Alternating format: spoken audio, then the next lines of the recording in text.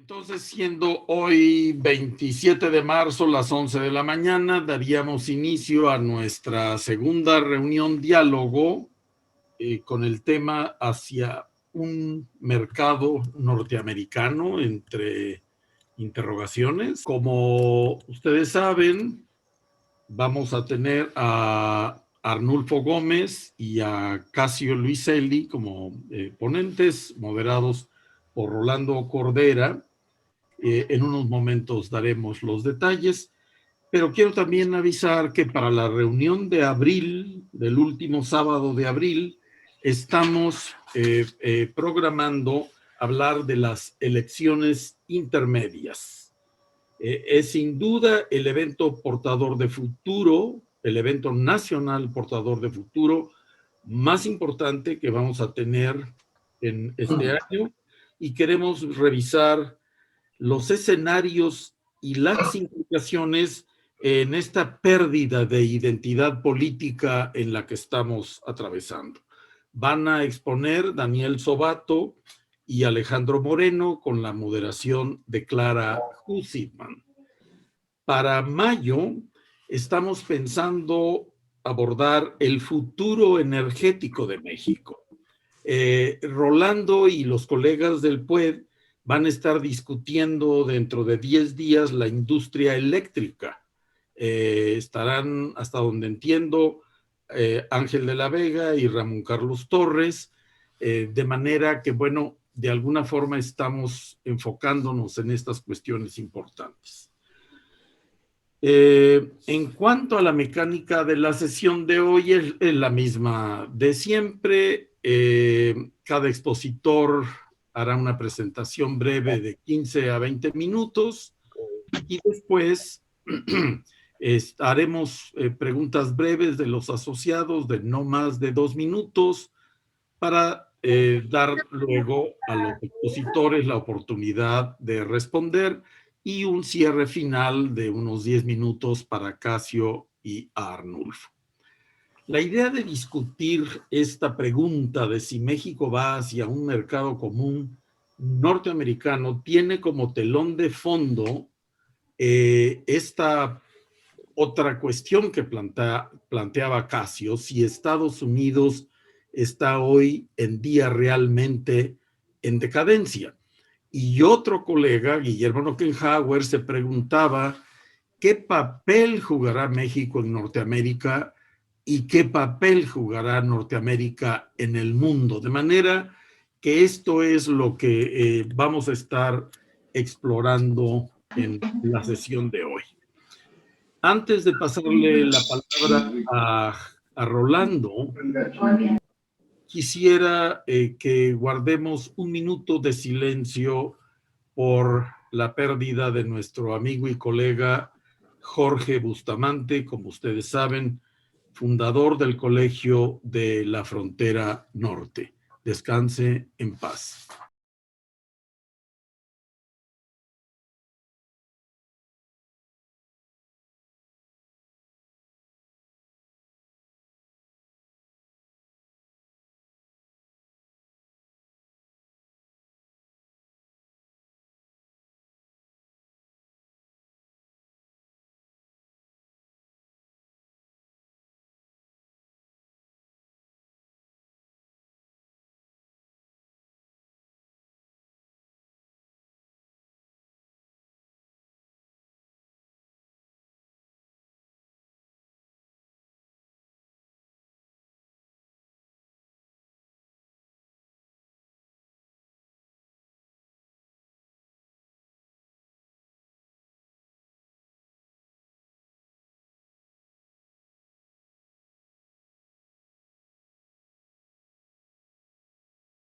Muchas gracias, Rolando. Queda la mesa en sus manos.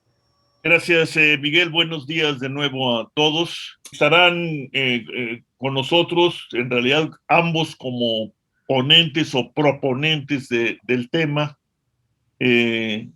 Arnulfo R. Gómez, quien es licenciado en Relaciones Internacionales por la Facultad de Ciencias Políticas y Sociales de la UNAM, y con una larga, muy larga carrera en el servicio público exterior y particularmente en lo tocante a la promoción de exportaciones. Arnulfo se ha destacado también como promotor de todo este mundo de la proveeduría, que ha adquirido particular importancia y actualidad al calor de los tratados de libre comercio que ha firmado México y particularmente el Tratado de Libre Comercio de América del Norte y ahora el así llamado TEMEC. Yo en lo personal recuerdo el nombre de Arnulfo R. Gómez y sus escritos como una ya larga trayectoria de estudio sistemático y crítica de la política económica exterior de nuestro país y particularmente del tema de libre comercio. Ya lo escucharemos, ya lo escucharán en lo que toca a su experiencia e indudable, muy reconocido conocimiento de esta difícil, pero siempre actual problemática del comercio internacional. Y estará también como ponente nuestro muy querido amigo, asociado de nuestro centro, Casio Luiselli, embajador que ha sido en Corea del Sur, en Sudáfrica, en Uruguay, eh, constructor del, hace años del sistema alimentario mexicano, muy reconocido estudioso y especialista en los temas del desarrollo rural, de la economía agrícola y más recientemente de las, los avatares de nuestra región latinoamericana, sobre lo cual está terminando un importante libro, y también sobre temas y problemas del territorio, de la ordenación territorial, de la economía urbana y sus, pues yo diría, en lo que a mí toca, despampanantes evoluciones como conjunto político, económico y social. En parte yo soy culpable de esta participación de Casio esta mañana, porque en alguna sesión anterior recordé un trabajo que a mí me gustó mucho y que Casio escribió y publicó en la revista Nexus, si no recuerdo mal, en 1989, antes de que se hiciera público el propósito del nuevo gobierno del presidente Salinas de buscar un tratado de libre comercio con los Estados Unidos, que luego se extendió a Canadá. Yo lo he comentado así de pasada con Casio, y bueno, en aquella época, recordará también Miguel Bazáñez, el tema lo discutimos mucho con Adolfo Aguilar Sincer, nuestro amigo y muy extrañado luchador político y social. Adolfo era más bien muy escéptico con respecto a estas evoluciones, y si no recuerdo mal, Jorge más bien estaba en el otro lado, decía que había que ir más allá del libre comercio propiamente a un mercado común norteamericano, a una integración por esa vía. Pero en fin, eso forma parte de la historia, de las ideas sobre el tema y claro, muy cargado de anécdotas y buenos y malos recuerdos. Bueno, aquí termino diciéndoles que a la luz de lo que está ocurriendo en los Estados Unidos, del esfuerzo notable de parte del presidente Biden y su grupo en el gobierno de los Estados Unidos por hacer época en materia de política económica, no solo en lo que toca a la política económica inmediata, la del rescate, sino, como le ha llamado a algunos colegas como Jimmy Galbraith, una política de reconstrucción económica y social. A la vista de todo esto y a la vista de lo que aquí no está ocurriendo, puede parecer paradójico o incluso contradictorio, pero volver al tema del futuro de la integración me parece a mí una asignatura obligada. Tenemos rastros, datos, documentos de que, como alguna vez dijo mi querido amigo Antonio Gasol, se ha procesado una integración muy intensa a nivel regional por parte en particular de la industria mexicana, pero también esto ha traído consigo una desintegración en el interior del país. Habría que preguntarse si no estamos en un momento de definir un destino mayor, tomando en cuenta los reclamos que han surgido en los últimos años desde la academia, en este centro Tepoztlán, particularmente con Mauricio de María y Campos, pero ahora ya la CONCAMIN, el Instituto de Desarrollo Industrial y Crecimiento, encabezado por José Luis de la Cruz, etcétera, de que recuperemos la idea, la noción de una política industrial que no sea la reimpresión o la reedición de la política industrial básicamente proteccionista que rigió en México desde los fines de los años 30 hasta los fines de los años 80. Bueno, esa es mi preocupación, el contexto de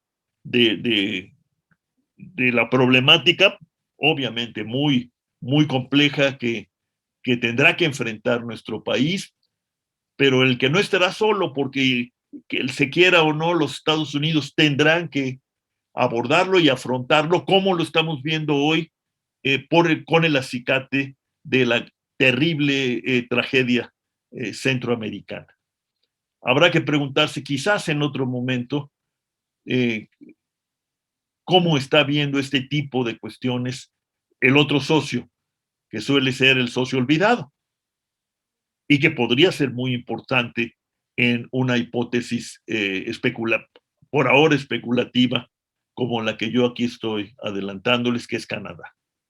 Bueno, termino aquí, Miguel, amigos, Arnulfo y Casio. Repito, mi bienvenida y desde luego, pues comparto la pena que me ha producido el deceso de mi querido Jorge Bustamante. Y como lo convinimos, vamos a escuchar como primera intervención la de Arnulfo, para luego escuchar a Casio Luiselli y dar curso a las intervenciones, comentarios y posteriores respuestas de nuestros invitados. Pues los escuchamos. De aquí en adelante, Miguel, pediría que me auxiliaran porque sigo siendo un techno peasant, como alguna vez me dijo el propio Casio Luiselli. Entonces los escuchamos, Arnold.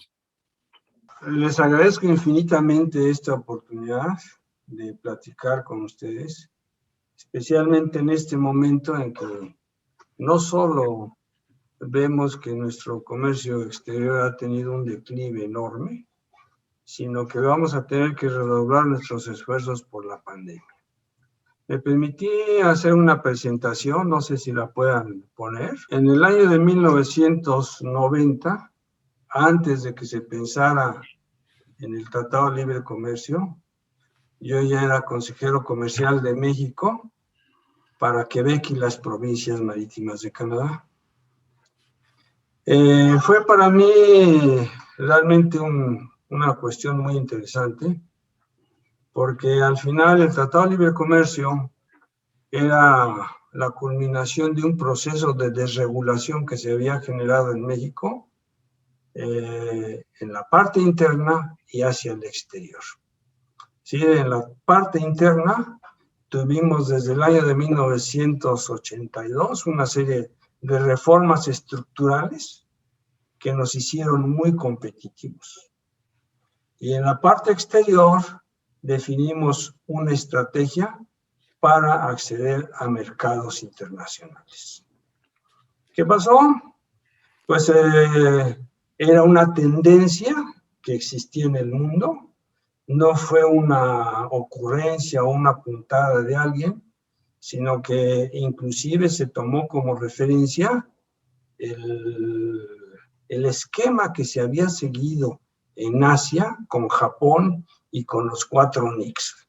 Es decir, era un esquema muy bien ordenado a través del cual Japón, con acumulación de tecnología y recursos económicos, empezó a asociarse con los 4 NICs. ¿Y qué tenemos ahora? Que los 4 NICs son realmente países exportadores y uno de ellos inmensamente rico como es Singapur. Singapur hace 40 años era un país peor que el nuestro. La corrupción era enorme y ahora Singapur aparece en primer lugar en competitividad y en combate a la corrupción.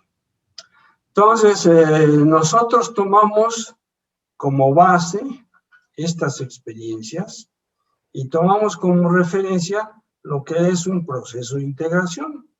Es decir, la integración económica es un proceso a través del cual se establecen normas y regulaciones que favorecen el comercio y la cooperación económica entre 2 países o un grupo de países. Entonces, ¿qué es lo que pasa normalmente? Que cuando se empieza con este proceso de integración, hay un incremento del comercio entre los que firman ese proceso o lo impulsan. Y contrariamente, hay una desviación del comercio. ¿Por qué? Porque los países que quedan fuera de los beneficios de ese proceso de integración van reduciendo su participación en este proceso. Entonces, pasamos a la siguiente, por favor. Entonces, ¿de qué consta un proceso de integración? De 5 etapas. La primera de ellas es muy vieja, la habíamos realizado en un momento muy, en uno de esos momentos muy generosamente, porque teníamos como negociador a un señor que conocía perfectamente la estructura de la industria mexicana. Se llamaba Eligio de Mateo. Era un ingeniero que tenía conocimiento perfecto de la estructura de la economía mexicana. Después, ¿qué seguía al área de preferencias arancelarias? Lo que estamos viviendo, una zona de libre comercio. Entonces, ¿qué pasa en la zona de libre comercio? Pues entre los miembros reducen o eliminan los aranceles y barreras no arancelarias al intercambio de bienes entre sí. Pero nosotros fuimos más allá. Con Canadá y Estados Unidos nos fuimos a diversos aspectos de enorme importancia. No solamente incluía productos, servicios, inversión, compras del sector público, propiedad intelectual y normas técnicas. ¿Para qué? Para facilitar realmente el comercio entre los 3 miembros. Y en el caso de Estados Unidos y Canadá, ellos vieron que en México las normas en materia laboral y ambiental eran muy laxas. Entonces, ¿qué iba a pasar?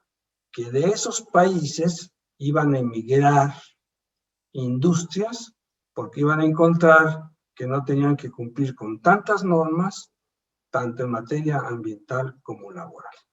Entonces, se firmó el Tratado de Libre Comercio con el objetivo de crear una zona de libre comercio. Pasamos a la siguiente, por favor. Entonces, ¿qué tenemos después de una área de libre comercio? Tenemos una unión aduanera. Y aquí he marcado con amarillo qué era lo que sería adicional a lo que ya teníamos. El establecimiento, no, atrás por favor. El establecimiento de una tarifa exterior común. ¿Y por qué se llega a ese nivel? Porque ya hay acercamiento y equiparación de las variables económicas. Nosotros no hemos podido migrar hacia una unión aduanera porque desgraciadamente las variables económicas entre México y Canadá y Estados Unidos, de México con Estados Unidos y Canadá, se han hecho más amplias. Es decir, vamos a ver que nuestro Producto Interno Bruto es la mitad tiene la mitad de la participación que teníamos en el año 2001. Es decir, ¿qué significa eso? Que cada día, cada uno de los mexicanos somos más pobres. Después llegamos a lo que sería el objetivo de esta plática, el mercado común, que implica, bueno, reducción y eliminación de aranceles y barreras no arancelarias, el establecimiento de una tarifa exterior común entre sus miembros y la libre movilidad de los servicios y de los factores de la producción. ¿Qué pasaría si nosotros llegáramos a un mercado común en este momento o lo aplicáramos? Pues prácticamente todos los mexicanos se irían a Estados Unidos. ¿Por qué? Porque la expectativa de ganancia en sueldo es muy superior a lo que tenemos. Es decir, el ingreso per cápita en Estados Unidos son $63,000 y en México son $8,000. Y este mismo camino lo siguió España. Pero España, en el año de 1977, cuando se reanudaron relaciones con España, a mí me tocó ser consejero comercial adjunto de la Embajada de México en España. ¿Y qué era lo que pasaba? Pues que éramos un país muy equiparable a España. Ellos tenían un ingreso per cápita 20% superior al nuestro. ¿Y qué pasaron en estos 44 años? Pues que nosotros estamos en $8,000 y ellos están en $28,000. Es más del 250% de ingresos los que ellos han incrementado en su nivel de vida, contrariamente a lo que ha pasado con nosotros. Entonces, pasamos a la siguiente, por favor.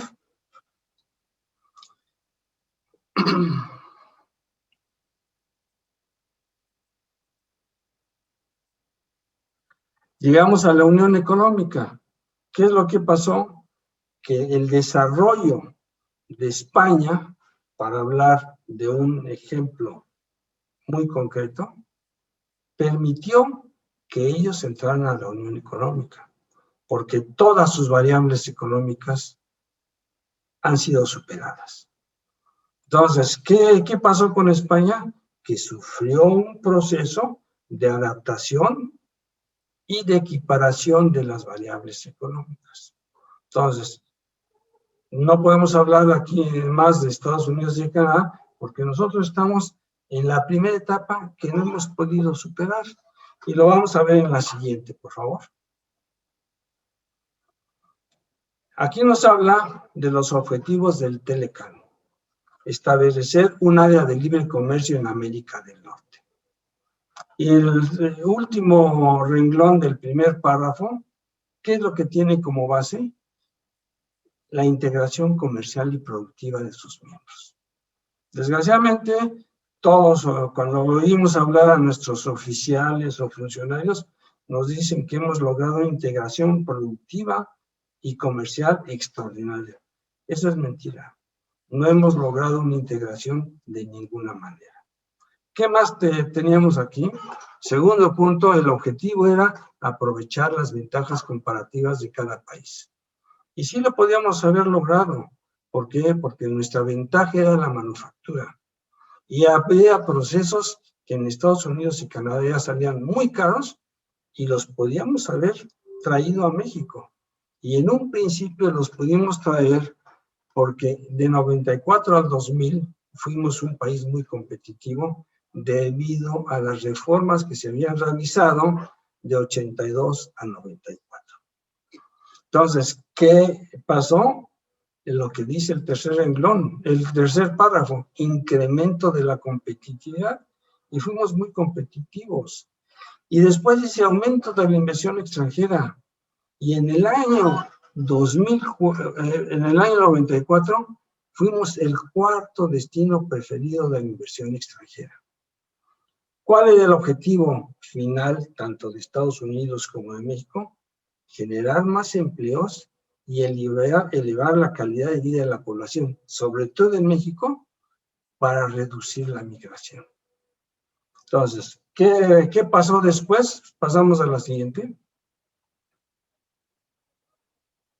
Y aquí empezamos a ver en la columna azul, Telecán, aparece después cómo crecía cada año el comercio o las exportaciones mexicanas y qué proporción de nuestras exportaciones enviábamos a Estados Unidos.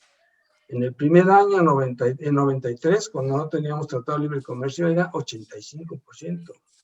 En 94, el 87%. Y llegamos a tener el 90.74%. Y vamos a pensar que empezó a decrecer nuestra exportación hacia Estados Unidos porque posiblemente hubiéramos tenido una diversificación sana de nuestro comercio exterior. Pero ¿qué pasó por el lado de las importaciones? Aquí nos dice el Telecán, en el año 93 nos proveía el 71% de todos los bienes que importábamos. Y en el año 96 llegamos a tener 77%. ¿Pero qué pasó después? Que nuestra proporción de importaciones del Telecán se vino reduciendo hasta llegar a 45%. Entonces no se cumplió con el objetivo o con la idea de que se iba a incrementar el intercambio entre los países. ¿Y qué pasó con ese 25% que desapareció? Pues fíjense en la siguiente, por favor. ¿A dónde se fue? Nosotros importábamos de Asia el 11%. Y en el año 2020 importamos el 38%. ¿Por qué fue eso? Porque de 1994 al 2000 no se hizo una reforma, no se hizo reforma alguna. ¿Y qué pasó? Que México empezó a perder competitividad. Y sobre todo en manufactura, que era nuestro elemento estrella. Entonces, ¿qué pasó? Que esa manufactura que nosotros debíamos de haber favorecido, no lo pudimos hacer porque cada día era más difícil producir en México. Como lo es ahora. Pasamos a la siguiente, por favor.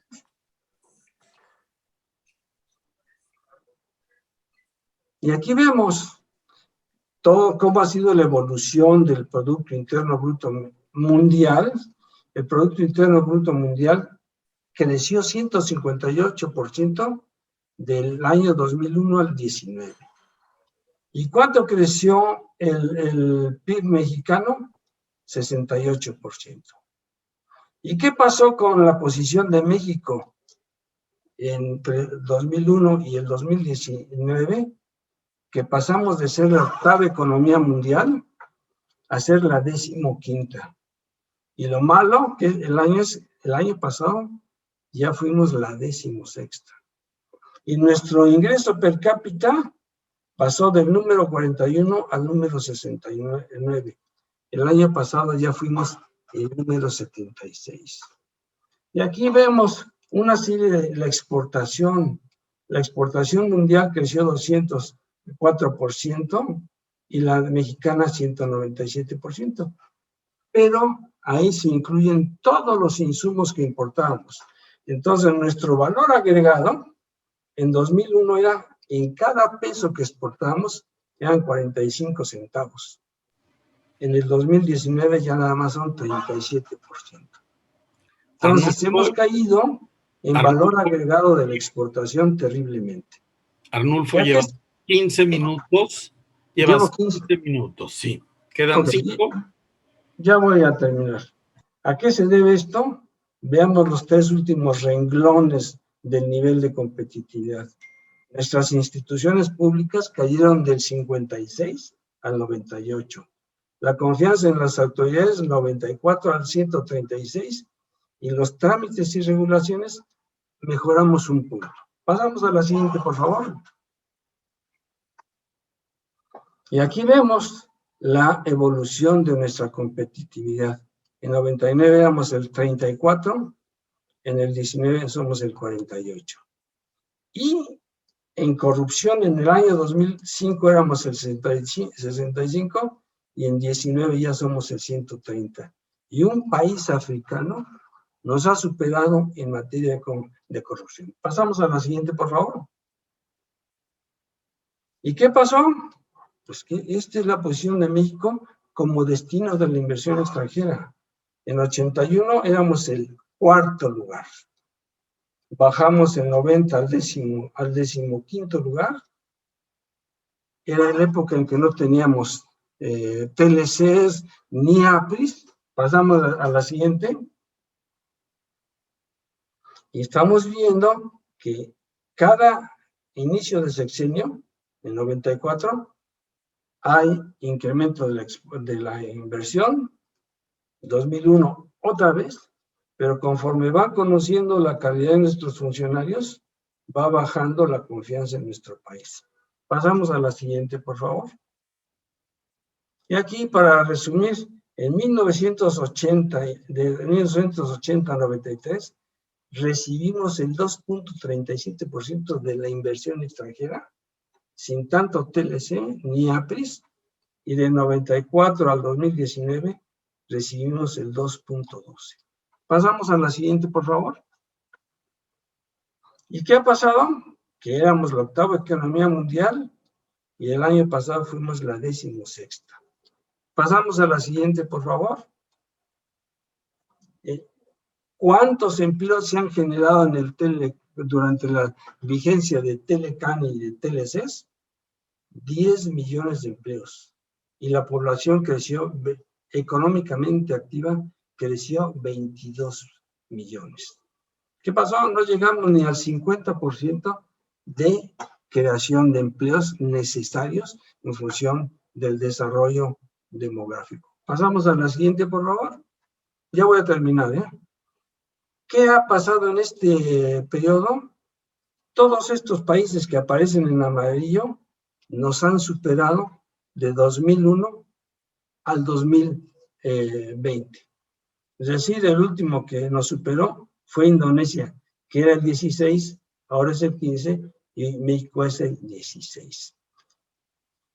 Y vamos a la siguiente. Perdón, no, todavía no. ¿Y qué producíamos? Producíamos el 2.25% de la riqueza mundial, y en el 2020 ya nada más producimos el 1.24%. Vamos, creo que son 20. Entonces, ¿qué pasó? ¿Por qué no progresamos?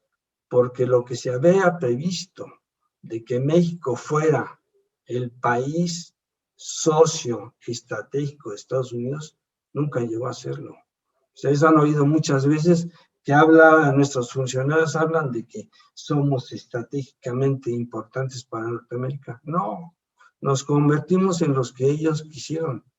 Los funcionarios nos convirtieron en un patio trasero. ¿Qué papel jugará Norteamérica? Regresamos un poquito, por favor, a la anterior. No, Arnulfo, sí te agradezco que abrevies, porque ya nos pasamos del tiempo. Ya nada más. Estados Unidos sigue siendo la primera economía mundial y vemos que tiene un repunte. Nos vamos a la siguiente, ya para terminar. ¿Qué papel jugará México? Debe de jugar un papel que debió de haber jugado desde 1994, ser un socio estratégico. Y lo demás lo dejo para el final. ¿Por qué? Porque falta hablar de la apertura comercial tan ilógica que realizamos. Entonces lo dejamos para la segunda. Al cierre, muy bien. Muchas gracias, Arnulfo. Vamos a escuchar ahora la intervención de Casio Luiselli. Casio, te escuchamos. Muchas gracias. Me da mucho gusto compartir esto. Yo también pienso que mi buen amigo Jorge Bustamante estaría aquí discutiendo con nosotros. ¿Cuántas veces discutí con él justamente estos temas de América del Norte? Yo me voy a centrar en el tema de América del Norte y inclusive voy a hablar de la deseabilidad de avanzar a una comunidad de América del Norte o a un tratado de libre comercio o ir más allá a un Mercosur norteamericano. Para mí no está muy claro. Yo creo que hay que pensarlo muy bien y que hay que discutirlo, y es justamente mi propósito aquí con ustedes. Primer comentario, voy a hacer 3 o 4 comentarios muy breves, como ideas fuerza, para después forzar una buena discusión con todo el grupo. Primero, hay un cierto déjà vu en esto del mercado común. Ya lo habíamos discutido muchos de nosotros en los años 90, cuando justamente se estaba lanzando el Telecán. Y creo que a pesar de los problemas y las insuficiencias, el Telecán sí hizo crecer mucho al comercio y aumentaron las inversiones, y hay un Banco de América del Norte, y hay hubo todo un proceso de acercamiento, de integración con Estados Unidos, 400 millones de cruces fronterizos. Esto habla de una relación muy intensa entre los 2 o 3 países, pero sobre todo con Estados Unidos. Sin embargo, esto se ha detenido o llegó a un punto y no se ha movido mucho más, sobre todo porque no tenemos un arancel externo común. Y yo soy de los que pienso, y esa es parte de la invitación al debate, que no nos conviene un arancel externo común con América del Norte. A México le conviene una política arancelaria independiente que le sirva para diversificar sus relaciones comerciales y económicas con otros países.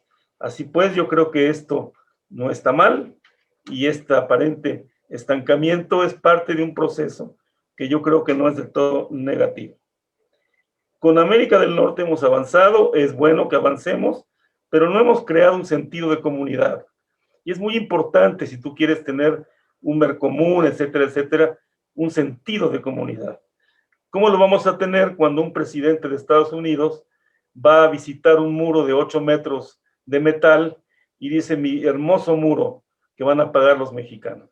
Sí, ya sé que ya no está Trump, que está Biden, que es un tipo más decente, más honorable, pero esa actitud de Trump está ahí también y puede volver en cualquier momento. Eso lo sabemos, y es un poco el desencanto que por lo menos tengo yo con la idea de generar un mercado común con América del Norte.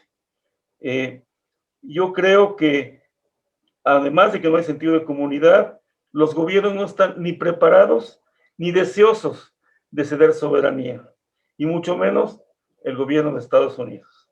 Entonces yo creo que ahí están los límites. Estaba yo leyendo, cuando empezó a ya no avanzar la integración, se hizo una task force, un grupo de trabajo, que la parte mexicana tenía al frente a Pedro Aspe, e hicieron todo un recuento con Bob Pastor, que también, por cierto, murió hace poco y era un tipo muy, muy querible, muy honorable, un recuento de por qué o cómo hacer esta comunidad de América del Norte. Si la leen ustedes ahora en 2021, es bastante condescendiente, digamos, con México. Casi es la idea de que México haga la tarea, se porte bien y se integre a América del Norte. Bueno, yo creo que eso no es ni posible ni del todo deseable. ¿Qué pasa? Para mí, ¿qué pasa? ¿Qué sucede? ¿Qué hay de fondo con todo esto? Primero, las asimetrías son enormes, y son sobre todo enormes con Estados Unidos. no tanto con Canadá, que es un país demográficamente mucho más pequeño, pero muy asimilado a Estados Unidos. Son miembros de la OTAN los dos, son aliados estratégicos, etcétera, etcétera. Hay una gran asimetría y yo diría que profundas diferencias, que yo ya no estaría de acuerdo en tratar de obviar o limar. Hay que aceptarlas y así son. Y Estados Unidos ejerce muchas actitudes de fuerza, ejerce unilateralismo y eso sigue existiendo. Y no creo que se mejorara ni un mercado común con México y con Canadá. Además de las asimetrías y el unilateralismo, hay muchos prejuicios y hay poca confianza entre los tres países. Estados Unidos y Canadá a menudo desconfían de México y desgraciadamente a veces no les falta razón. Los narcos, el contrabando, el desapego a la ley, etcétera, etcétera. Pero México también tiene desconfianzas históricas y muy profundas. Entonces yo creo que las relaciones de América del Norte se han bilateralizado y creo que ese es un hecho muy fuerte, muy poderoso, muy difícil de pensar, para mí por lo menos, que vamos a tener una visión trilateral del mundo y de las cosas. Eso es un poco lo esencial. Yo creo que las vías de avance a un mercado común de América del Norte están bastante cerradas. Yo diría que los Estados Unidos quieren sobre todo un perímetro de seguridad. Su principal interés es la seguridad de América del Norte. Y México y Canadá de alguna manera quieren, pues, progreso económico, más comercio y más inversión. Yo diría que muchos mexicanos también le tememos al abrazo del oso. Y ahí hay una actitud en muchos de nosotros, no en todos, de cierta cautela. Ya para terminar con mis provocaciones, invitaciones al diálogo, ¿dónde está México? ¿Qué pasa con México? Bueno, yo primero que digo siempre, cuando digo siempre porque doy clases y lo digo a mis alumnos, es que México no es pequeño. Habrá pasado al 14, del 15. México no es pequeño. Es un país importante, un país que cuenta, un país de casi 130 millones de habitantes y hay que partir de esa realidad. Segundo, y muy importante para mí, México tiene, como pocos países, pienso mucho en Turquía, una doble pertenencia. México es América del Norte, no tiene que pedir permiso, es geográficamente un país de América del Norte y es también económica y socialmente. Hay por lo menos 30 millones de mexicanos de primera o segunda generación en Estados Unidos. Somos allá una minoría muy importante. Y si lo vemos geográficamente, el Southwest, el sur occidente de Estados Unidos, es crecientemente mexicano. Por ahí le envié un mapa a Miguel que me gusta mucho porque es un mapa que refiere a nivel de county, de municipio, el porcentaje de población de origen mexicano. Y literalmente se reconstituye el mapa de la Nueva España o del México de los primeros años del México independiente. Ahí están los mexicanos y son muchos. Y como decía con horror Huntington, somos contiguos y eso nos hace mucho más complicados para ellos. Eso es, México tiene una clara pertenencia a América del Norte, pero México es América Latina. Y es porque a mí me gusta la idea, porque románticamente me suena bien. No, hablamos una lengua común, con la diferencia del portugués, tenemos la matriz ibérica, tenemos la matriz indígena, nuestra historia, nuestro imaginario nos hace muy semejantes. Yo siento que los atributos de un Estado-nación los compartimos con América Latina. Historia, cultura, lengua, contigüidad geográfica, etcétera, etcétera. Eso es muy poderoso y es para mí la segunda gran vertiente de México, es esta doble pertenencia. Sí somos América del Norte y sí somos América Latina. En ese sentido, yo pienso que México debe sacar ventaja de esta circunstancia. No creo que México tenga que correr a los brazos de Estados Unidos. Creo que México tiene que tener una buena relación con Estados Unidos, una importante relación, manejar nuestras diferencias y avanzar, si quieren, en la ruta comercial. Pero yo hasta ahí me quedaría. Yo creo que México tendría que voltear más a América Latina, sobre todo en estas circunstancias que estamos viviendo. Nuestro país ha sido excesivamente tímido en diversificar sus relaciones externas. Tenemos una presencia muy tenue en África, por ejemplo, en el este asiático, por ejemplo. Hay mucho que construir y mucho que diversificar. Y yo creo que eso es una ruta que conviene más que incrementar la ruta de generar con Estados Unidos una muy asimétrica y muy desigual comunidad. No estoy invitando a una hostilidad, a poner nosotros otra barrera, pero sí entender las diferencias de fondo, que no son pocas, que no son menores y que están ahí, que no se han removido. Bueno, básicamente esos son mis puntos, Rolando, para un debate y una discusión. Muchas gracias. Muchas gracias a ti, Casio. Muy buenos puntos para una discusión, sin duda. Yo tengo identificados a Jorge Eduardo Navarrete y Susana Chacón. Embajador Navarrete, lo escuchamos. Tuve muchas dificultades y escuché de manera muy interrumpida las dos exposiciones que agradezco. Y creo que entendí lo esencial de lo que querían transmitirnos tanto Arnulfo R. Gómez como Casio Luiselli. Operación comercial, financiera o económica subregionales, como en la América del Norte, tenemos que hacerlo cada vez más desde una óptica política. La realidad, creo que nos queda claro que la nueva administración estadounidense ha escogido o ha reconocido a China como el rival estratégico principal de Estados Unidos, que se está esforzando por armar un conjunto de alianzas, de entendimientos, de acuerdos con diversos grados de formalidad para el viejo objetivo de la época de Clinton, un poco después, contener a China.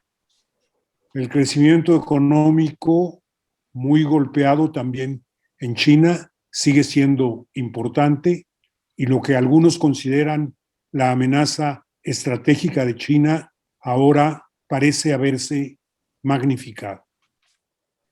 Si queremos estar en Norteamérica, tendremos que aceptar no solo estar en las cuestiones comerciales, económicas, financieras, sino claramente en las políticas y en un momento crítico en las político-militares.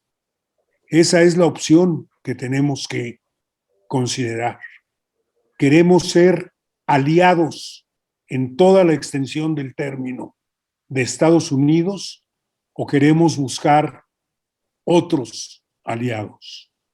Pero sobre todo ahora con y después tras la pandemia, el mundo se está moviendo hacia bloques que fundamentalmente girarán o tendrán como núcleo a Estados Unidos y a China.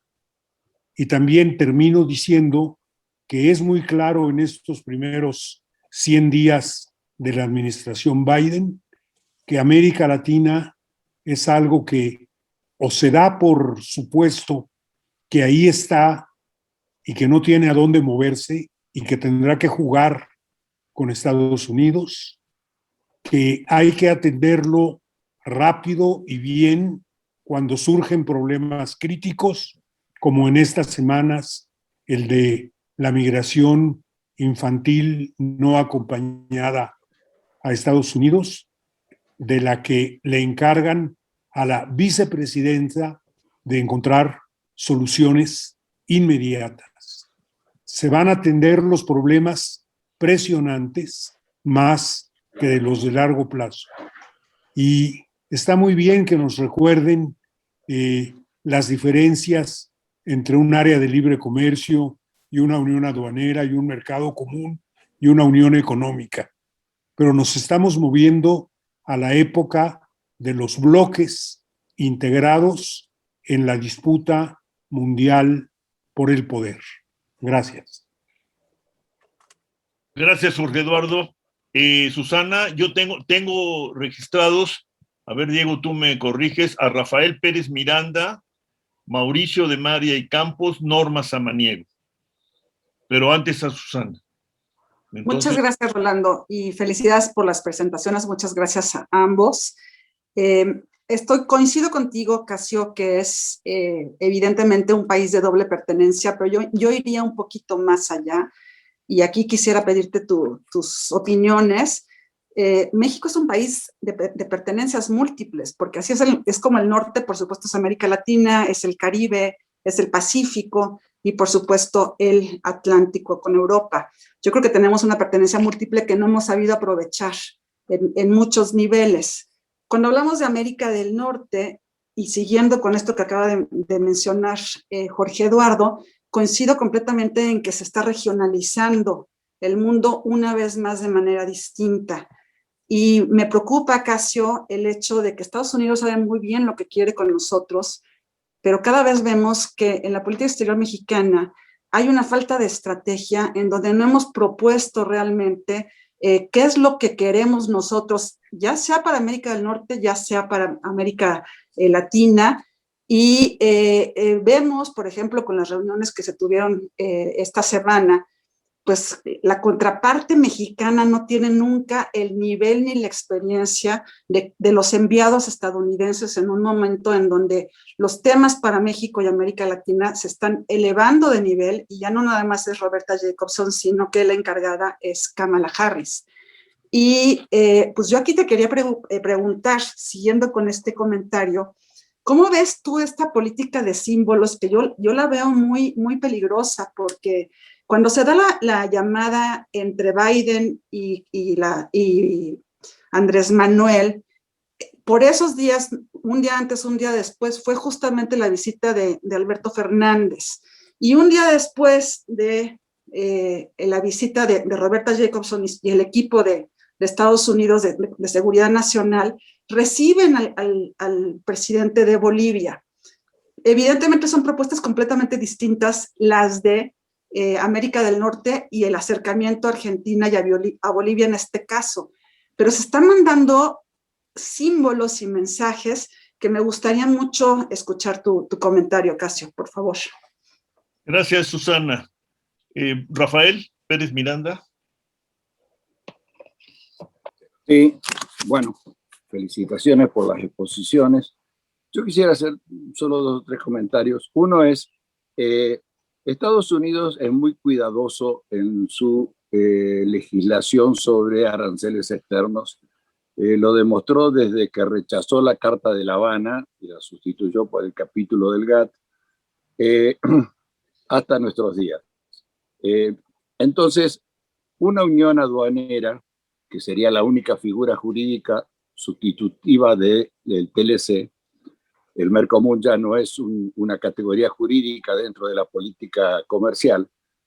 Una unión aduanera implicaría que México acepte los aranceles de Estados Unidos. Digamos, México no está en condiciones de negociar con Estados Unidos y Canadá ese tipo de políticas de comercio exterior. Por otro lado, el problema que tenemos más importante, yo creo, es que en las negociaciones del TLC siempre ha faltado en el cuarto de al lado el representante de los intereses del país. Entonces, ese tipo de negociaciones, pongo 2 ejemplos o 3. Uno,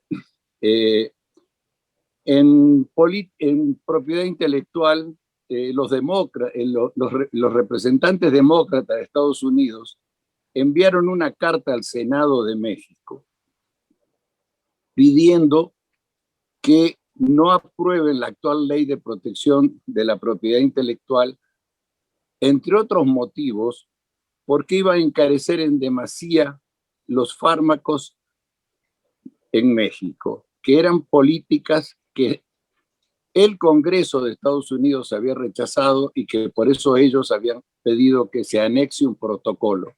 Sin embargo, México, digamos, respondió a los laboratorios, no al interés nacional. Se agrega un capítulo de agricultura donde se traslada el tema ambiental de los transgénicos al capítulo de agricultura.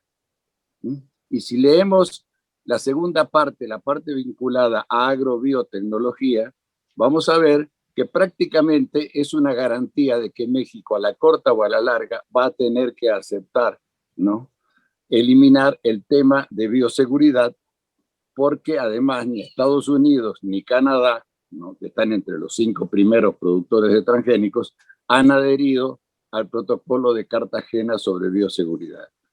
Etcétera, etcétera, etcétera. Es decir, los problemas que tenemos ahora, ¿no?, en el tema, por ejemplo, en materia de inversión extranjera, podemos verlo desde otro punto de vista. El exceso de apertura de México ha hecho que en México no haya capitales nacionales que reinviertan. Y hoy en día no viene la inversión extranjera a México, no por falta de seguridad, sino por falta de mercado. Entonces, digamos, yo creo que el problema que tenemos en materia de política exterior es: hemos crecido mucho menos que los países que se abrieron mucho menos al comercio exterior. Lo que nos falta es una política económica interior y cerrar y tener una política seria de normas económicas, porque entre otras cosas, en México hemos despreciado las normas jurídicas y por esa vía vienen normalmente casi todos los problemas. Un último ejemplo: Canadá no aceptó las normas de arbitraje y de protección de la inversión extranjera que sí aceptó México. Tuvieron que hacer 2 capítulos separados, porque Canadá dijo: nosotros no podemos aceptar eso. Entonces, el problema nuestro es que nuestros negociadores ofrecen a Estados Unidos más de lo que Estados Unidos pide, y nuestros legisladores le otorgan a las grandes corporaciones más de lo que las grandes corporaciones piden, y eso afecta que las utilidades se envían al exterior y no se reinvierten. No digo que sea así como yo lo digo que es otro enfoque bajo el cual se podría analizar esta medida. Gracias. Escuchamos a Mauricio. Bueno, después de las 2 intervenciones y particularmente del reto que nos lanzó Casio, yo quería preguntarles lo siguiente. No hay duda de que se avanzó mucho en materia de comercio dentro de todas las asimetrías señaladas, pero lo que está claro es que más allá de los flujos de comercio y de inversiones, no hubo una integración al estilo Europa y lo que ha alcanzado ya la Unión Europea, y particularmente porque no ha habido una complementariedad de términos de inversiones productivas. Le hacen, en el caso de Europa, todos los programas de cohesión social, los programas que han permitido construcción de la red de carreteras, de comunicaciones, etcétera, incluso los de tecnología. Y tampoco ha habido, pues, las inversiones que se requerirían en materia productiva para cambiar las circunstancias. Mi pregunta es, ahora que llegó Biden, ¿no será que tenemos una oportunidad muy grande? Precisamente, ya se está anunciando después del programa de los 2 trillones, o 2.000 billones a nuestra usanza. Ya se está planteando uno que puede ser de 3 adicionales a infraestructura. Es el siguiente gran reto, e incluso con elementos muy importantes, no solamente de generación de empleo, sino de contenido ambiental. ¿No podría México unirse a este esfuerzo de alguna manera? En Estados Unidos hizo todo una evaluación de la brecha entre hace 20, 10 años y la actual situación de la infraestructura. En México tenemos una infraestructura deteriorada, que podía ser, pues, podía permitir buscar aquello que sí buscamos en algún momento dado, con un grupo que coordinó, recuerdo, del lado mexicano, no solamente Pedro Astro, sino más concretamente, concretó a nivel de las universidades, a nivel de los tres países, buscando pues una meta de tener una red de infraestructura desde Alaska hasta el Suchiate. Entonces mi pregunta es, ¿no estaremos en un momento de buscar esto ahora con un elemento ambiental, con un elemento además muy importante de cohesión social en sentido amplio que se requiere, es decir, una política social que sea gradualmente convergente, gradualmente en lo sanitario, como lo hemos visto durante la pandemia, pues que nos permita una efectiva cooperación y previsión de un desarrollo futuro más armónico? Esa sería mi pregunta para los dos. Gracias, Mauricio. Miren, tengo, bueno, a Norma Samaniego y a Pedro Hoz, pero luego tengo una lista larga que encabeza José Ramón López Portillo, Olga Pellicer, Miguel Bazáñez, Rosa María Vega, Juan Eibenschutz y Guillermo Nockenhauer. Entonces sí les pediré que tomen nota y conciencia del tiempo para tenerlo y escuchar a nuestros ponentes en sus respuestas y cierre. Pedro, te escuchamos.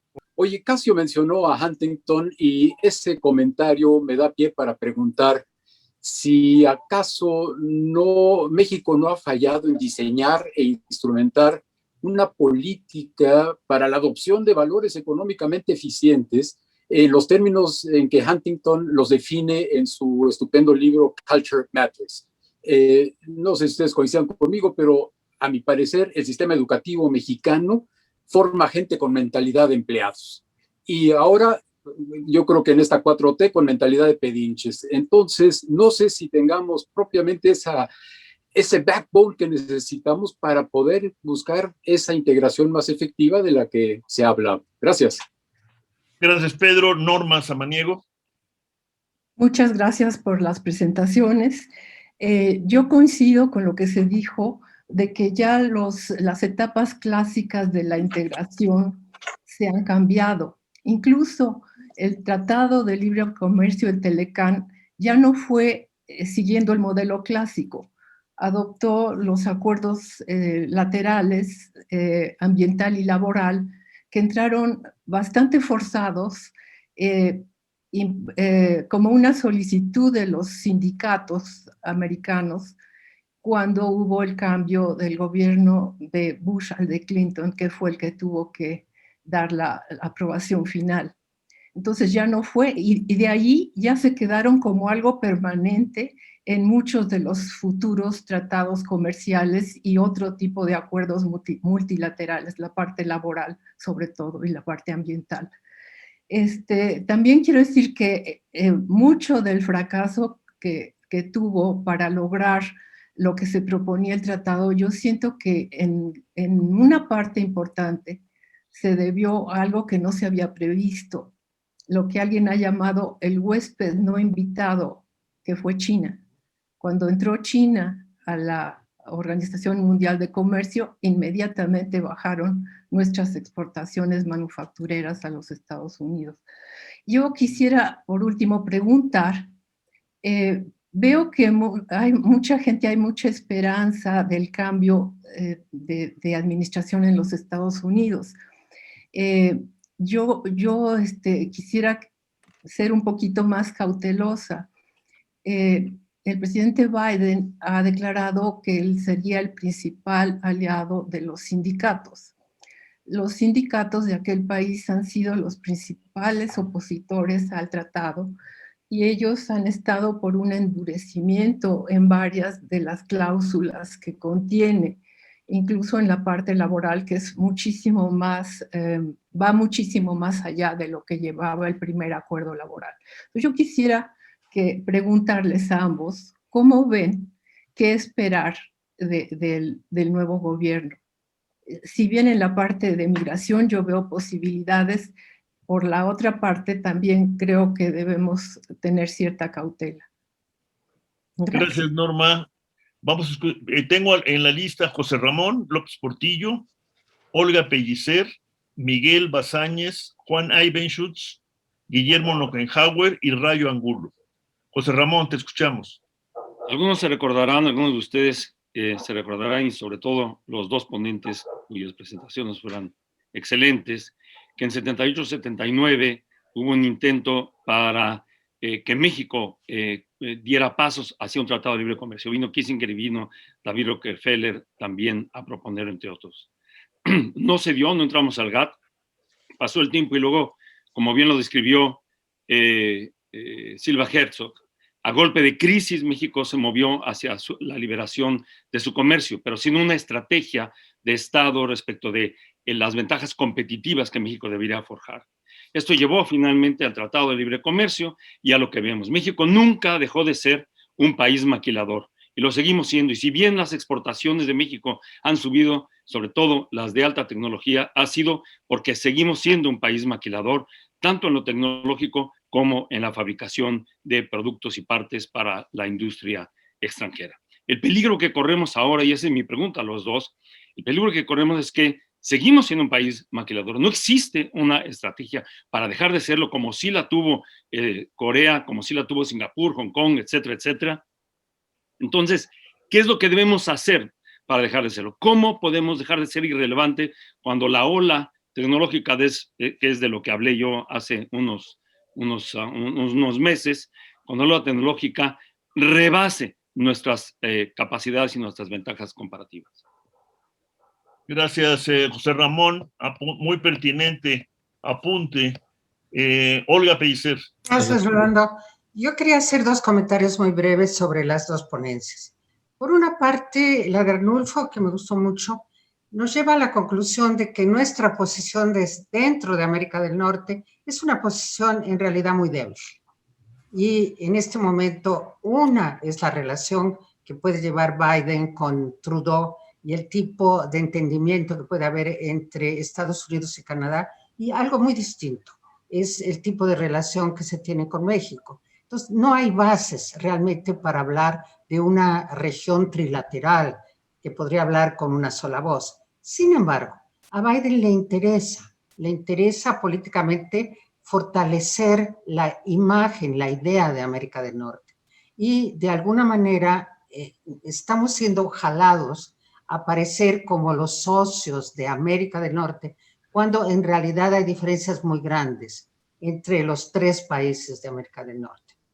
Pero la retórica de Biden nos puede arrastrar a una situación muy ambivalente.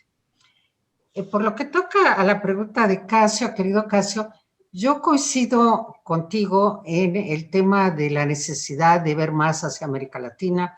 A mí también me gusta mucho pensar que tenemos una doble pertenencia, porque somos latinoamericanos y somos de América del Norte, pero la verdad es que incluso yo tendría la pregunta, ¿existe América Latina como un actor unificado en la política internacional? Yo creo que no. Yo creo que el concepto mismo de América Latina para referirse a una región que participa de manera regional en la política internacional es un concepto que se ha diluido totalmente. Ya no hay mecanismos de concertación latinoamericana que realmente permitan hablar de América Latina en la política internacional. A cambio, yo sí creo que para México se ha convertido en algo muy importante ser parte de Mesoamérica, porque nuestra asociación con Centroamérica sí es muy fuerte. Sí, en estos momentos la atención de México es su asociación en cuanto a problemáticas y a posibles soluciones tiene mucho más que ver con Centroamérica que en lo que sería este concepto cada vez más diluido de América Latina en la política internacional. Gracias, Olga. Escuchamos ahora a Miguel Bazáñez. Gracias, Rolando. Una felicitación a Arnulfo y a Casio por esas excelentes presentaciones. Yo tengo dos preguntas muy concretas. Para Arnulfo, mencionaste que si tuviéramos un mercado laboral libre entre los tres países, se vaciaría México para irse a trabajar a los Estados Unidos por el diferencial de ingreso. Cuando mencionabas eso, recordé el caso de Puerto Rico, que tiene esta libertad de trabajo, y ha sido muy interesante para mí encontrar que la mitad de la población que quiere y toma el reto de trabajar en los Estados Unidos se ha ido, pero hay otra mitad de la población puertorriqueña que simplemente lo rechaza.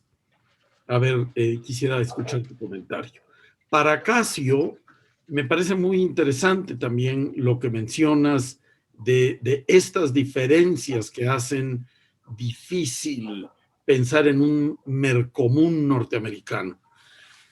Y en torno a eso te quiero preguntar si ves posible y fructífero el jugar un papel de bisagra entre Angloamérica y Latinoamérica.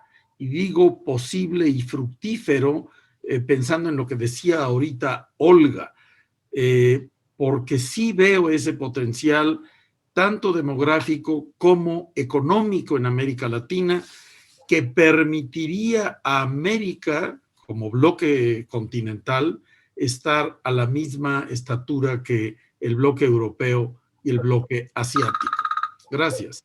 Gracias, Miguel. Juan Ivenschutz. Gracias. Y gracias por la presentación. Estuvieron muy interesantes las dos. Bueno, la presentación de Arnulfo, que es mi base para que tengamos presente que si seguimos como vamos, de acuerdo con los números presentados, dentro de unos 10 años vamos a ser el número 1 en corrupción y el número último en ingreso per cápita o indicadores económicos. A mí me parece que esta situación es obligatorio corregirla.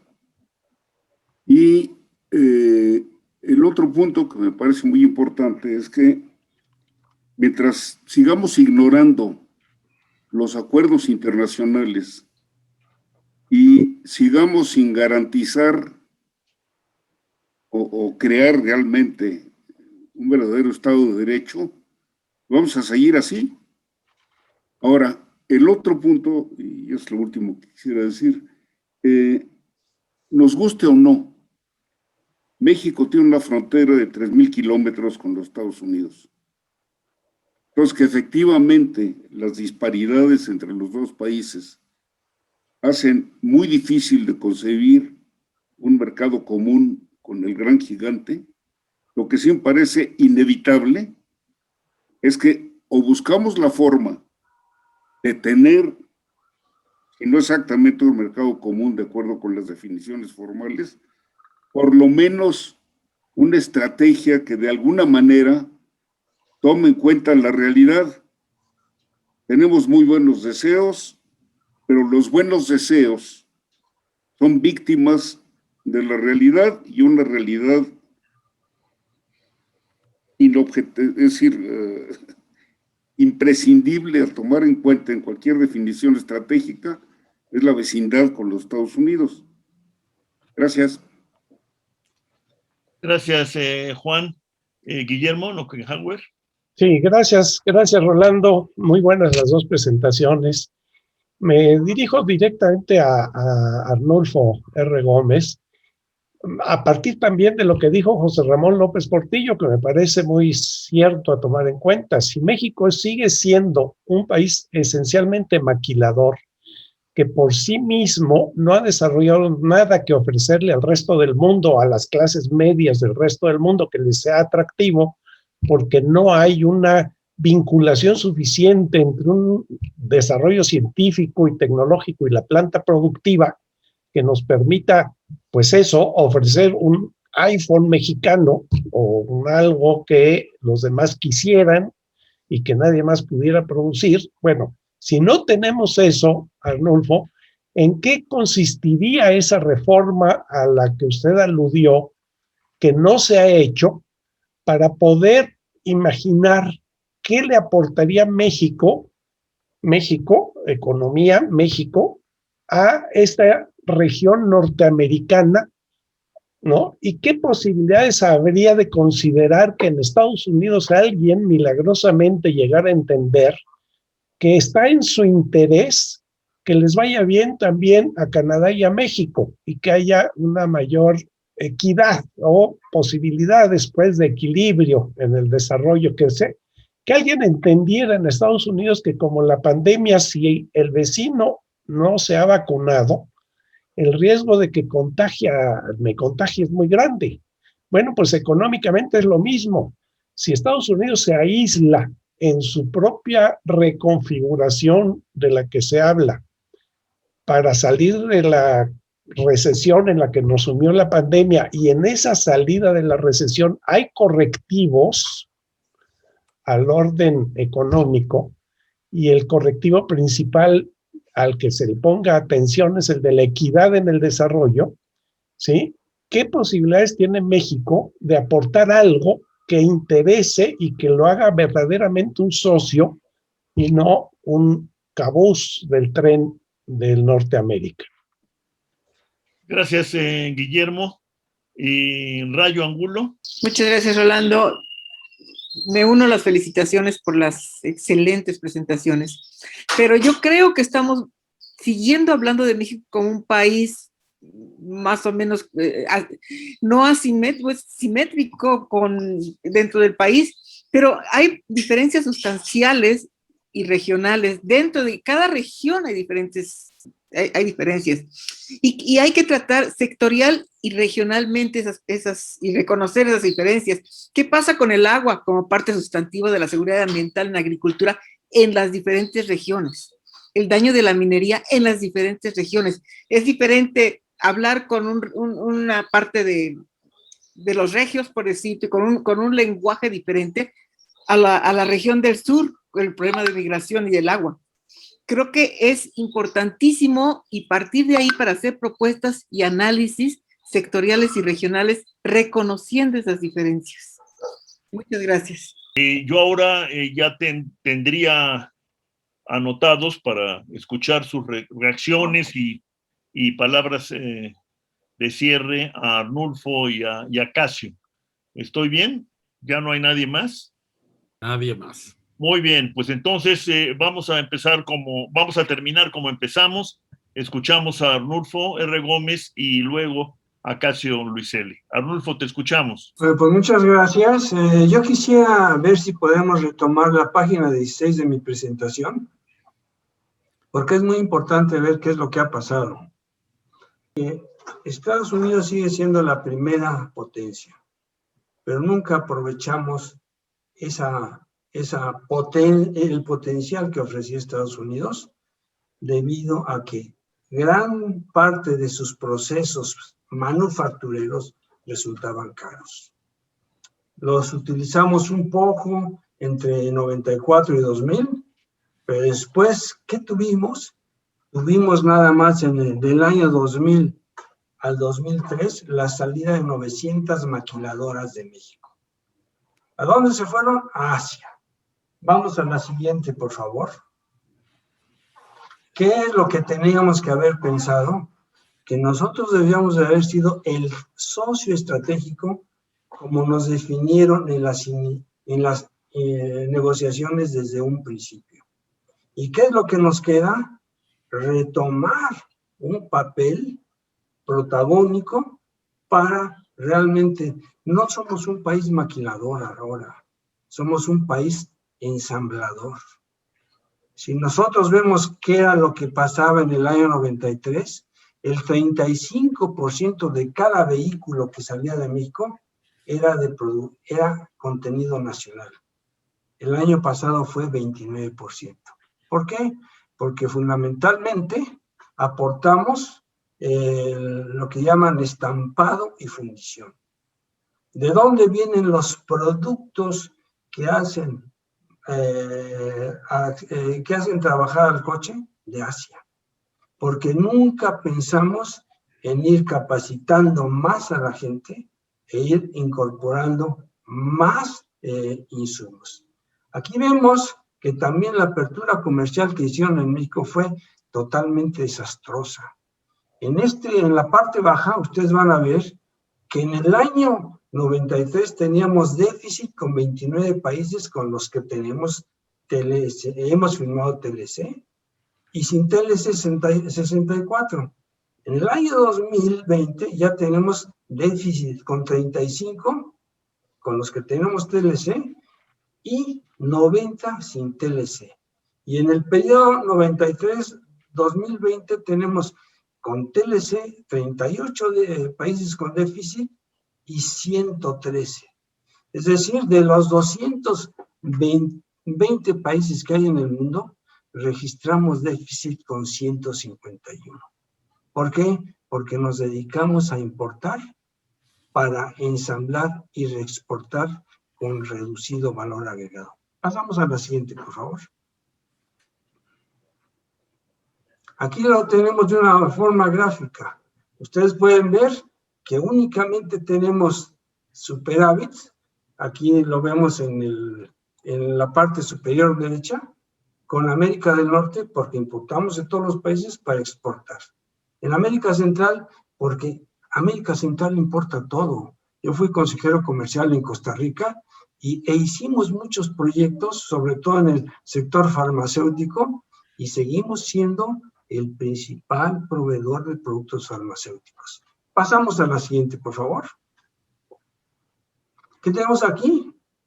Tenemos que somos un importador neto de tornillos. Aquí podemos ver que en el año 2013 exportamos 53 millones de dólares de tornillos, en el año 2020 214, y entre todo este periodo exportamos 2.200 millones de dólares de tornillos. ¿Y qué pasa abajo? Que importamos ya nada más en el periodo 2003-2020 44.000 millones de dólares de tornillos. ¿Por qué?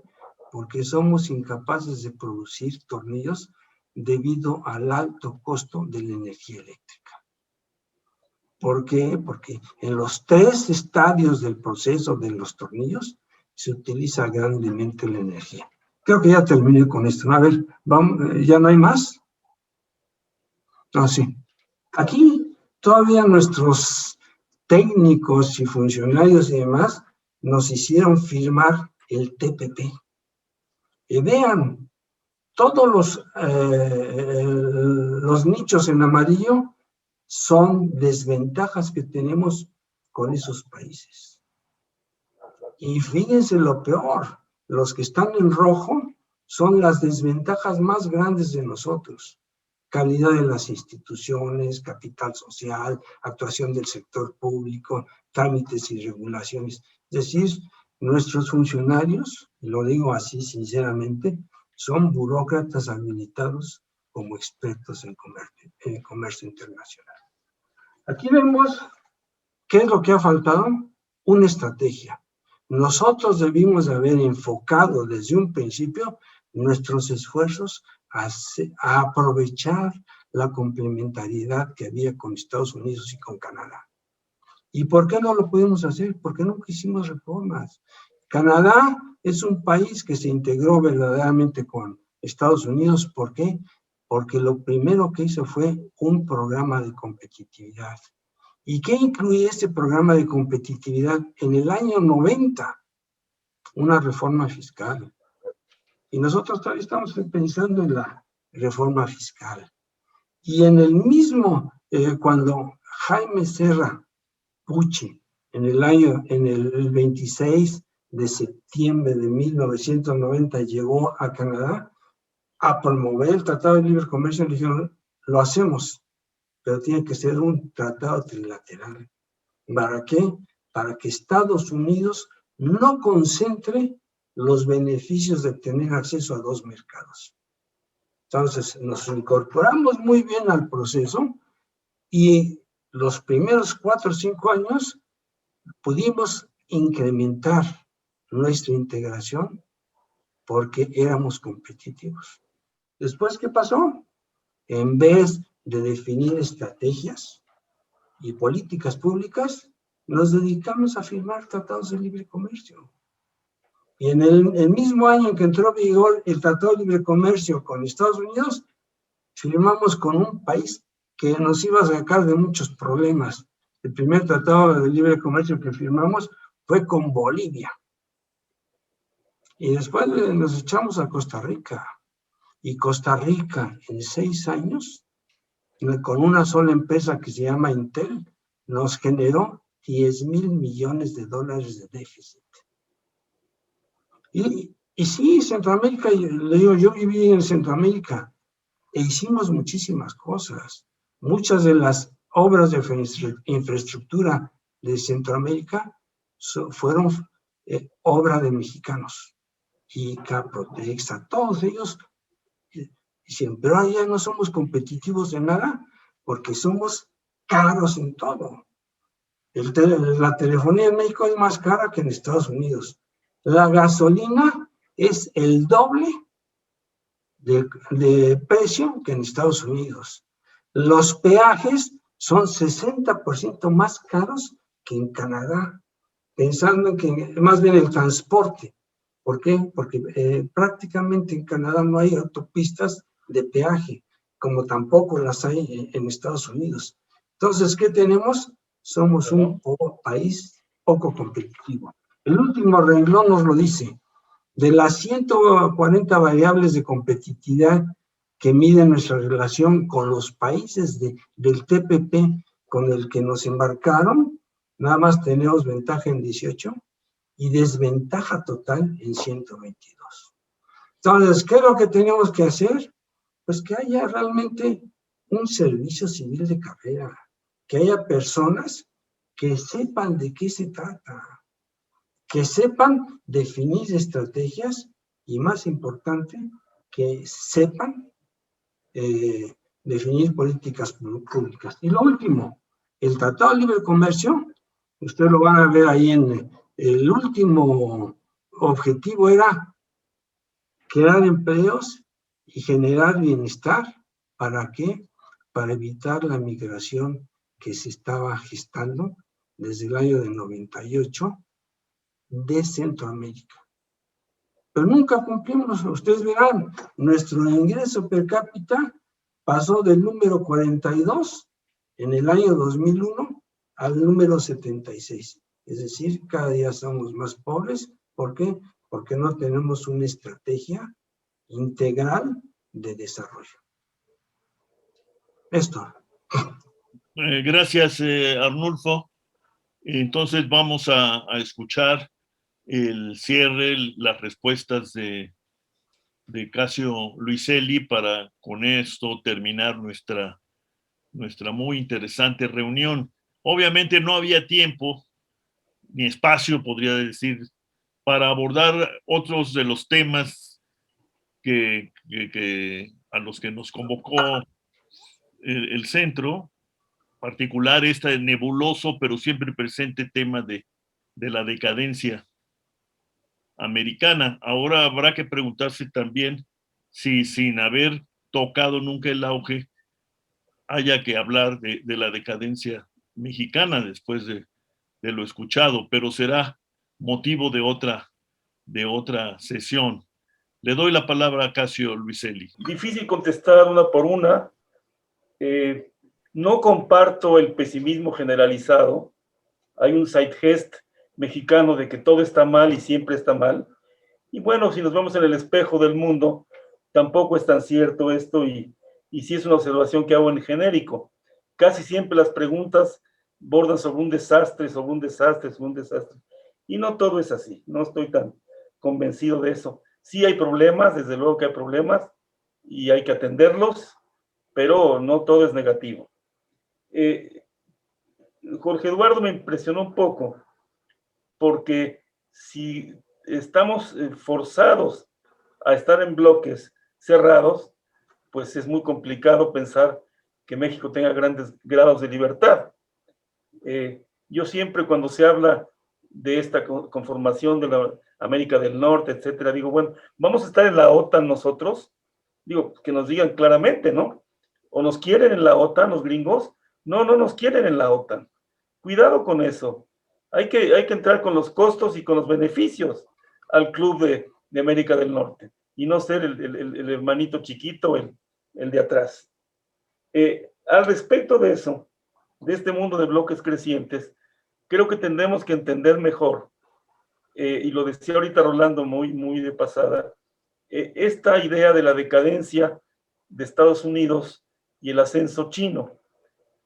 En general es cierto, pero Estados Unidos dista de ser un país en absoluta decadencia. Es un país de enormes fortalezas todavía, de gran innovación tecnológica, bastante joven de edad, en parte por la migración. Y geográficamente es un país extraordinariamente bien localizado. China, que asciende mucho, tiene muchos problemas que no tiene Estados Unidos. Es una sociedad vieja y envejeciendo rápidamente. Y vean ustedes el mapa, y en vez de tener el Pacífico y el Atlántico, pues tiene justamente donde tiene los conflictos con los uigures y tiene toda la zona de Kazajstán, etc. China tiene muchas dificultades también, y dejemos por favor de ver la cosa de forma simplista. Estados Unidos decae y China asciende. Es cierto, pero China tiene que pagar costos y tiene problemas muy serios también. Yo no creo que México no pueda tener una estrategia de diversificación. Es una premisa fuerte con la cual yo discutiría. México sí puede diversificar y sí conviene que diversifique sus relaciones externas. Susana me hace una serie de preguntas muy específicas, mismas que agradezco, y contesto. Alberto Fernández vino porque Argentina necesita también salir del aislamiento relativo. Yo no comparto la idea de que América Latina está desdibujada y casi no existe. América Latina existe y ahí está, y está esperando liderazgos, está esperando nuevas alianzas y un nuevo ímpetu hacia adelante. La visita de Fernández o del presidente boliviano, yo la veo en ese sentido, más que como símbolos contrastantes. Roberta viene a algo muy específico para que le rindamos cuentas en migraciones, pero Alberto viene buscando alianzas. Y Argentina no es deleznable, por cierto, ¿eh? Argentina es un país muy grande, muy importante también. Entonces, yo eso de rezarle el epitafio a América Latina no lo comparto. Y creo que lo que falta es justamente liderazgo. Creo que México sí, ahí estoy de acuerdo con Susana y un poco con mis colegas, nos ha faltado completamente una visión estratégica. No la tenemos, no la tiene este gobierno, no la tuvo el anterior, se conforman con administrar embajadas por todos lados, sin una clara sensación de prioridades y de rumbo estratégico. Ese hay que construirlo. Esas discusiones como las nuestras tienen que contribuir a construir esa visión de México en el mundo. José Ramón y también Memo, de alguna manera mencionan esta cosa del país maquilador. Y yo también quisiera que México fuera un país no maquilador o no ensamblador. Pero si nos vemos en el espejo de muchos países, eso es el caso, ¿eh? Es el caso. Veamos la primarización de la que se queja el Brasil. Brasil ha perdido competitividad en todos los frentes y se ha primarizado. Por eso sí convendría volver a mirar a América Latina. Y yo creo que hay que tener una política industrial. Ya hemos vivido casi 3 décadas el mantra de mi buen amigo Jai Serra de que la mejor política industrial es ninguna, porque lo leyó en The Economist hace 30 años. Eso no es cierto. Y la principal antídoto a eso es Corea. Corea es el único país que desafía ese negativismo, ese pesimismo de Memo Nukenhauer, de que no aportamos nada y que no podemos hacer nada. México sí está en cadenas globales de valor y México sí es competitivo en el sector de autopartes, por ejemplo, en el sector automotriz, y estamos en muchas cadenas. Pero el único país importante, quizá Taiwán, pero podemos discutir si Taiwán es un país independiente o no, que logró una independencia absoluta, real y tal, es Corea. No abundan, no se dan en maceta, ¿eh? Entonces, es un proceso muy largo de construcción y creo que no es justo esa visión en exceso taxativa, negativa de lo que México ha hecho y puede hacer. Mauricio me hace una pregunta muy concreta y muy específica. El famoso trickle down, pues yo no sé. Yo creo y comparto con Norma que el señor Biden no es Trump, no es el grosero de Trump, pero es el presidente de los Estados Unidos y va a hacer la política de los Estados Unidos. Yo dudo mucho ese trickle down de esta masiva, por cierto, muy impresionante reconstrucción de infraestructura americana, que México pueda participar en eso. Y sería un poco triste que fuera un poco pues lo que va sobrando. Partir para mí de un ejercicio interno nuestro, nacional. Yo concluyo, y quizás sobre tiempo para poder discutir un poco más, diciendo que los datos de México no están bien. Creo que Arnulfo nos hizo un gran aporte porque mostró con datos un declive mexicano inocultable, y creo que el gobierno actual y los anteriores estuvieron muy lejos del desafío, y creo que colectivamente tenemos que realmente buscar una inserción distinta de México en el mundo y una nueva estrategia para nuestro país. Algo dijo Rayo, estoy muy de acuerdo con lo que dice, es parte de todo el fenómeno.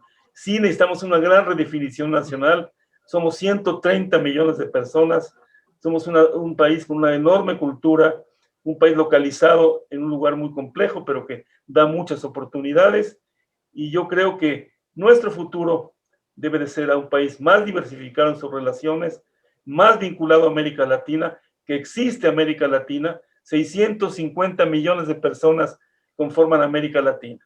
México tiene que acercarse más a Argentina, a Brasil. No es fácil, Brasil nos ve siempre con cierta rivalidad, pero Brasil también está muy necesitado de una relación como la que puede ofrecer México. Yo no creo que México sea bisagra de América del Norte con el resto de América Latina. No es factible. Los países latinoamericanos son independientes y buscan con toda razón sus formas de articulación. No bisagra, pero sí yo soy partidario de un acercamiento mucho más enérgico con América Latina, que sí existe. Muchas gracias, Rolando. Muchas gracias, Casio. Yo aquí concluiría mi tarea, que se envolvió muy bien gracias a su generosidad, y le cedería la palabra a nuestro presidente, a Miguel Bazáñez. Miguel, te paso los micrófonos, el caracol, para recordar a William Golding. Gracias, Rolando. No, yo preguntaba a Arnulfo si él quisiera hacer uso de algunos minutos para responder algunas de las preguntas que le formularon los colegas. Arnulfo. Sí, muchas gracias. Bueno, José Ramón habló de un país maquilador. Yo realmente yo fui una persona que trabajó mucho en todos esos aspectos de maquilar con Canadá. Pero si uno analiza cuál es el valor agregado de México en la exportación, en el año de 1993 era 57% en general. Para el año 2019 fue de únicamente 37%. Y si le quitamos al petróleo, ya nada más fue 31%. Es decir, nosotros, en vez de ir hacia adelante con un proceso de maquila que incorporara más tecnología y más valor, fuimos al revés. ¿Por qué? Porque realmente la política de exportación no la diseñó México, la diseñaron las empresas transnacionales que, sin incluir al sector agrícola, realizan el 82% de la exportación mexicana. Entonces, nunca supimos aprovechar la permanencia de esas empresas transnacionales para ir incorporando mayor volumen de insumos y tecnología. Entonces, el caso de la migración, en el año de 98 yo trabajaba para una empresa norteamericana como consultor. Y de verdad ellos ya decían, oye, ¿nunca vieron ustedes el problema de migración mexicano? Y casualmente en 98 fue un terrible huracán en Honduras que destruyó toda la planta productiva de ellos, que era fundamentalmente agrícola. Y desde 98 estamos con ese problema. Nunca previmos lo que estaba pasando. Y eso es lo que a mí me causa irritación. Yo les puedo decir, hay 3 productos mexicanos, hice un análisis de los 25 productos mexicanos de exportación del año 2019 y 2020. De esos 25, solamente 6 se podrían considerar netamente mexicanos. 2 de ellos, petróleo crudo y petróleo crudo, pesado y ligero, y minerales. ¿Y cuáles son los otros 3 productos estrella de México dentro de los 25? El primero es cerveza, que es fundamentalmente Corona. El segundo son refrigeradores de Mave. Y el tercero es de aguacate. ¿Por qué? Porque se creó una plataforma exportadora con la ayuda de la Comunidad Económica Europea, que después se volvió Unión Europea. Pero esos son los 3 principales productos y los 25 principales productos aportan el 47% de nuestra exportación.